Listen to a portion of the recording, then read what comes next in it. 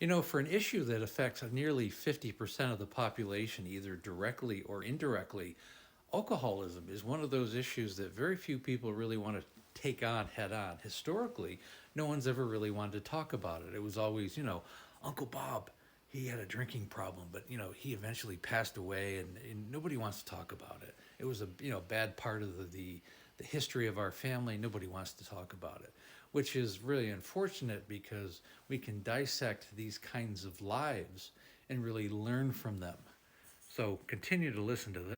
And again, my name is Andrew Culkin, and if you're new to this thread, I've helped thousands of alcoholics, but just as importantly, I've helped their families. So if you're looking for a blueprint of and a path of sustainable sobriety, click on the links above, set up a breakthrough call, and let's get started.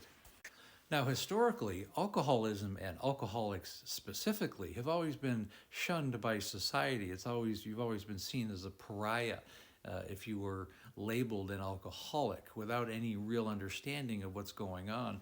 No one ever really delved too deeply into the reasons why a family member was, having this experience in their life. And that's unfortunate because we haven't been able to learn from it. Traditionally, there was only AA, which started in the mid-1930s, Alcoholics Anonymous. That was always there to help, but across the board, society has always shunned alcoholics as just pariahs, lacking in moral and lacking in character, to say the least. So traditionally, having alcoholism being swept underneath the rug is very unfortunate because when you have an alcoholic in the family, it's like putting a nuclear bomb inside that family. It can destroy it, family, it can rip them apart, and also can affect future generations as well as past generations that influence the future. So it's very important to communicate, to talk about this. Understanding it is a mental illness and to learn from it.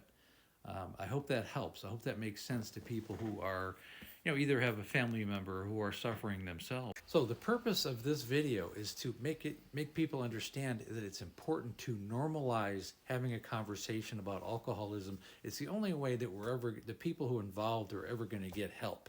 It's the only way they're ever going to get cut through the shame and the guilt that's attached to the mental health disease.